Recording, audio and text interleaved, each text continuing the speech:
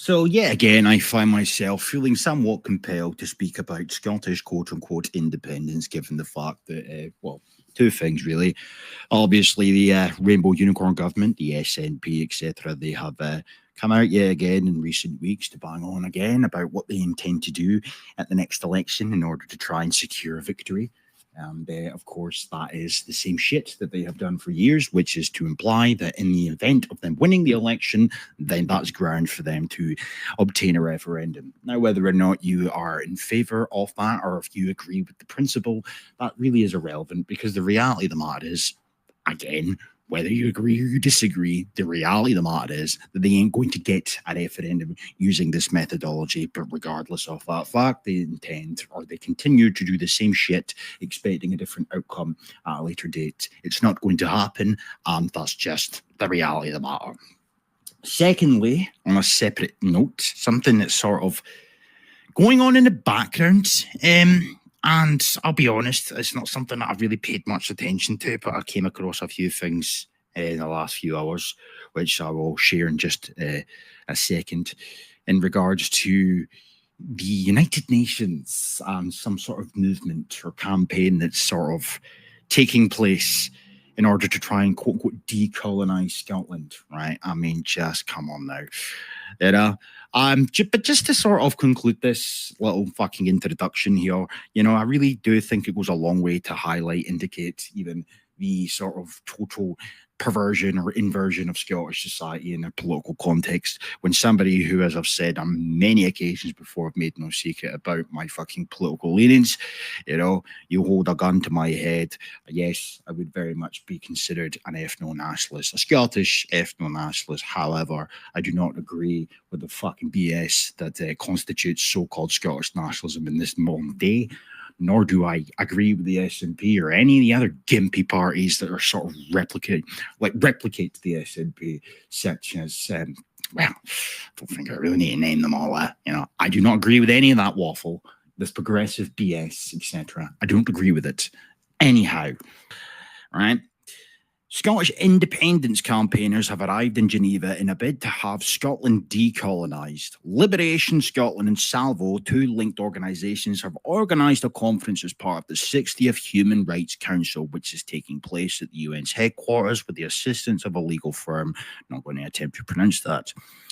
The event on Thursday featured a range of speakers, including a UN expert and a special rapporteur, who will attempt to convince diplomatic players of the cause. Right? It's not expected to yield immediate results, if any, given the often grinding process of international relations, which plays out behind closed doors. But campaigners hope to steadily build allies that they envision as helping to progress Scotland's case at the UN. First, they must convince them that Scotland is in fact a colony rather than a partner in a political union with England. This is a minority stance in Scotland, but those involved with the campaign are adamant on the point and often cite the case of Ireland, which was also part of a political union and whose citizens participated readily in Britain's imperial conquests. Primary objections to this reassessment are that Scotland has enjoyed political representation in the UK Parliament since the Act of Union. Scotland has never been popularly understood as a colony and is not today unlike the specific status as possessions of other conquered territories, and that Scots were active participants in the British Empire to the extent that they were overrepresented in the numbers of imperial troops. The primary task will, however, be in Geneva to lay the groundwork before making a formal application to the UN Special Committee on Decolonisation, sometimes called the C24, asking for Rainbow Unicorn Land or Scotland to be added to the list of non-self-governing territories, which includes places like Guam, Gibraltar, and Western Sahara, places many would think have incomparable political situations to Scotland, right? They must convince the United Nations that Scotland is geographically separate from the administrating powers. It's also in possession of distinct ethnic, the laugh of that, the fucking laugh of that, distinct ethnic, cultural, or linguistic characteristics, and is denied a full measure of self-government. right? And if these tests are met, it would set the stage for a legal showdown with the UK government, according to Salvo. See, when it comes to stuff like this, just on a very brief side note, when they talk about, our history in certain instances when they're trying to fucking drum up support for their causes, and or speaking about ethnicity, distinct ethnic characteristics, etc., I find it remarkable that they can do this. It's like they're talking out both sides of their mouth when they come away with a part like this, because as much as they may, in certain instances, say things like that or refer to things like that, they simultaneously try to insinuate that society or Scottish history and modern day is inclusive and diverse, etc. We're all Scots, we're all Jock, Tams and Bairns and whatnot, right? There's no such thing as a real Scot. We're all one and the same and whatnot, I mean, it's the same principle when they talk about our history. They try to harken back to the days of old, but they simultaneously tell you that everybody and anybody can be Scottish. Henceforth, then our history kind of is irrelevant, really, because who are the people that made Scottish history what it is today? It's just a bunch of people that happen to live here back in the fucking day, going by their logic, Regardless, that's not the only article in there. This is where it starts to get a bit fucking stupid, truth be told, as far as I'm concerned. They're attempting to build support for their campaign for Scotland to be recognised by the UN Special Committee on Decolonisation and for a friendly state which they envision as being from the global south to refer Scotland's case to the International Court of Justice for investigation and a ruling on its constitutional status, right? It then says the conference included contentious claims such as that Scots have been victims of racism and cultural genocide, that English people moving to Scotland constitute settlers, right? That's a trope of old. Remember back in the day, there used to be some website and some sort of like campaign group and whatnot, and it was basically monitoring the amount of English people that moved to Scotland. It was like, I think it was SNP members or people of that ilk anyway. But regardless, they don't have a fucking problem with opening the borders to people from all over the world, whether that be Europe or further afield. But yeah, they've got a problem with English people. I mean, make that make sense. There is a lot to be said from the argument that a lot of these people in this little babble really are just anti-English to some degree, because as I'm saying, their open borders rhetoric only goes as far as everybody but excludes English.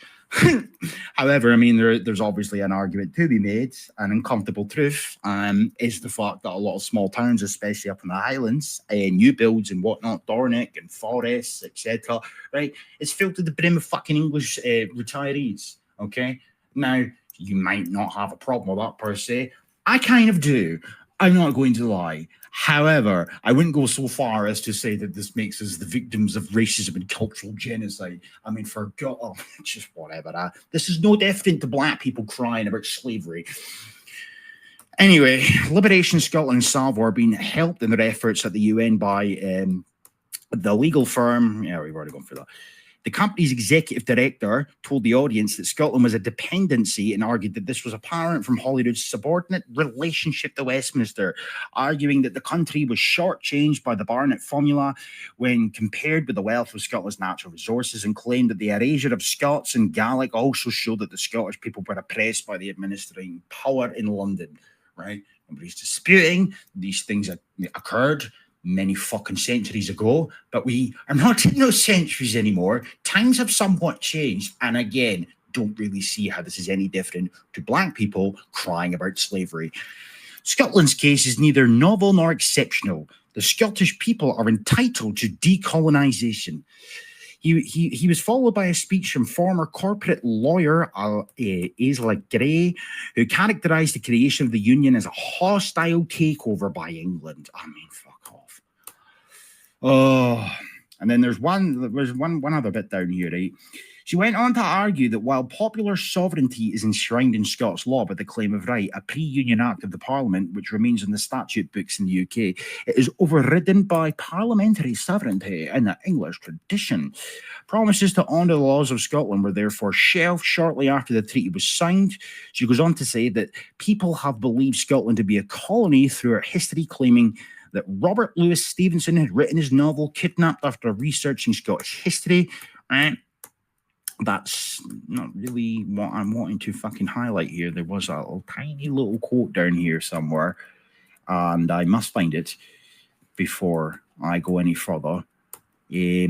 Professor Alf Baird, former head of Edinburgh Napier University's Maritime Research Group, came next, arguing that Scots were the victims of a cultural genocide and racism was perpetuated by the Anglophone elites, and claimed that the country was being settled by the English middle classes.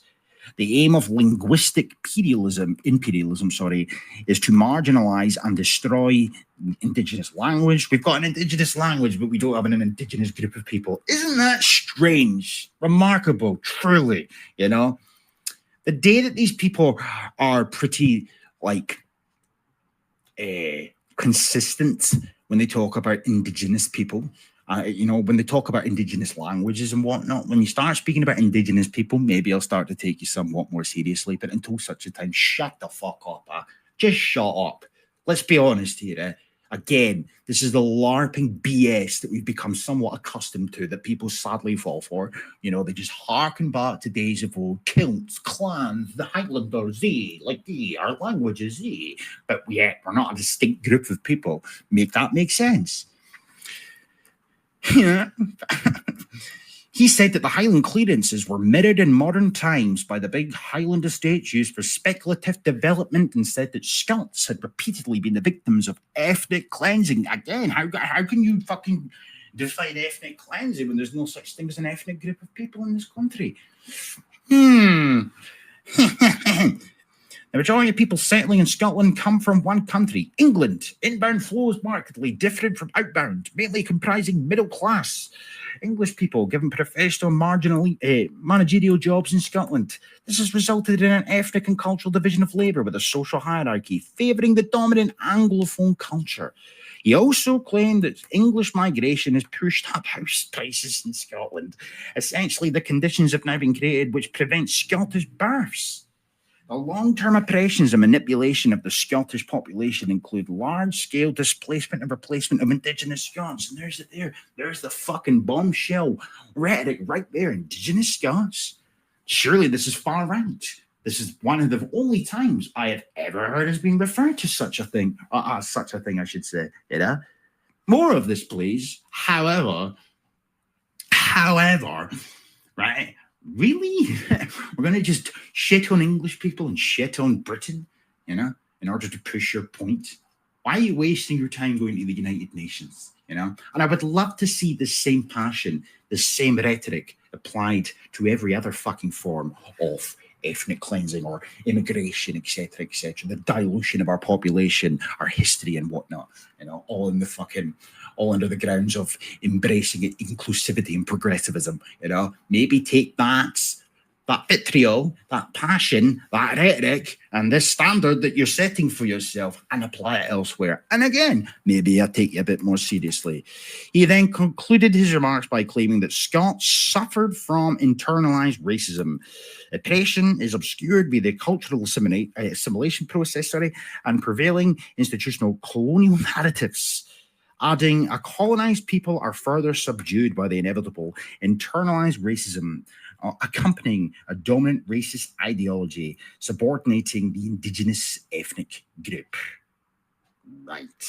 Okay. A lot of words there. I'm not entirely sure what the fuck these people think they're going to actually achieve by doing this stuff, but hey-ho, So as I say, that's kind of working its way through in the background. However, more mainstream, we've got Slippery Swinny slithering out of nowhere yet again to repeat the same tropes and the same BS we have heard for countless years by countless different unelected, apart from Nicola Tinlips, SNP leaders. The same script, more or less. However, they really are starting to take things a step further in recent times with their gay little anti-far right summit a few months ago. Their never-ending crybaby routines about Nigel Farage and reform and whatnot. However, Slippery Swinny has come out to say that the SNP will never give in to extremist voices. Right? Okay. Oh, you're so based. You're so based and progressive, Slippery. Right, and then right off the bat, the sign is palpable, truly palpable BS from this bald fucking wet wipe of a man, right? I mean, it sounds very white nationalist, and when you think about it, when he says that the European identity, what would that be? Is that not just synonymous with the phenotype of white or the descriptive of white? However, he says that Scotland is a proud European nation. We always have been. No, we fucking know. Always been a proud European nation, you dick. Given the fact that the SNP themselves back in the day campaigned against remaining part of the EEC, they were very much against the idea of remaining in that fucking union before it became what it is today. However, point being though that this is just BS. It's just arse kissing and whatnot. But that is what you have to expect. We've all become accustomed to the rhetoric that comes from progressive wet wipes. However, he says that we expressed loudly and clearly in the EU referendum in 2016, when Scotland spoke decisively in favour of maintaining our relationship with our European neighbours, and of course taking into no consideration whatsoever that the SNP themselves told the people, specifically in the days leading up to the referendum of 2016, that the only way to ever ensure a second referendum on independence for Scotland was to vote to remain. So a lot of people voted accordingly, but they kind of like to gloss over that fact and revise their fucking little history. We voted in a landslide for the values of equality and inclusivity and openness. Yes, that's what we did. Scottish nationalism, folks, We go to the ballot box to vote in favour of equality, inclusivity and openness. I mean, it's just effeminate cringe. However, says which the EU at its best embodies, and for continued economic cooperation and access to the huge economic opportunities of the EU authority, right? Of course, though, in the run-up to the 2016 referendum as well back then, even Nicola Dunlop's herself, despite trying everything within her fucking power to ensure that, everybody in Scotland voted accordingly, according to her principles, she herself conceded on multiple different occasions that the EU wasn't perfect. The EU had a lot of flaws, and she said in many instances that she hoped that going forward, there could be some form of reform in relation to the EU's model. But no, it's just perfect day.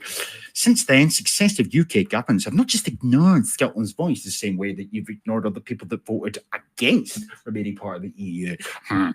They have acted in direct contradiction to the values the people of Scotland so firmly back. Oh, fuck off. Fuck off. Honestly, yeah. The UK has thrown up barriers to trade, closed down opportunities for business and young people, and made it more difficult for our fellow Europeans to settle here and make contributions to local communities in our national life. Just this week, the Rainbow Unicorn government has published new research showing the huge hit to trade, right? Anyway, right, not going through all their bullshit. I just want to get to the cringe. The cringe. So, my pledge to the people of Scotland is that the SNP will never give in to these extremist voices such as Nigel Farage. Right? We will take on Farage, his toxic politics and his disastrous Brexit every step of the way. But in doing that, we will not fight the battles of the past. We will chart our way forward in the future. Simply remain as the past, rejoin as Scotland's future. Crucially, that means rejoining as a fully independent member state in our own right, meaning the EU. So again, they're doing the exact same shit that they've been doing for fucking years. They're conflating independence with European Union membership. And on top of that, they're also taking away your choice in the event of voting for independence to have a say on whether or not we rejoin the EU. No, they're making that decision and that choice for you, right? And of course, they've got the backing and the justification to do just that by the revisionist history that I've already alluded to, right? And that is the fucking problem with these people. They talk to no end about democracy. They talk to no end about democracy denial when it comes to people that push back against their shit, right? But they're hypocrites. What a shock. Politicians being hypocritical in nature, right? No fucking coincidence. Not shock, I should say, right? But this is what they do. This is what they always do. And people keep falling for it. Every single day that we spend outside the EU makes the rejoin argument for us. Oh, really, does it now? Again, where is our referendum in the hypothetical world where Scotland votes for independence, right? Scotland obtains its independence via a second referendum. Where is our vote on whether or not we wish to rejoin the EU or not? Why is that vote been taken away? Every single time these fucking people speak about independence, you just have to remember that they're actually speaking about the EU, right? Now, if you're in favour of rejoining the EU, fucking do that. You do you, my guy. I couldn't really care less. I just really wish you would stop being so insincere with the way that you go about pushing for what you want going forward. You know, stop calling yourself an independent supporter, stop pretending it's an independence movement, and fucking start speaking about what you really want, which is to be part of the EU, right? And maybe while you're at it, stop revising history. That would be nice.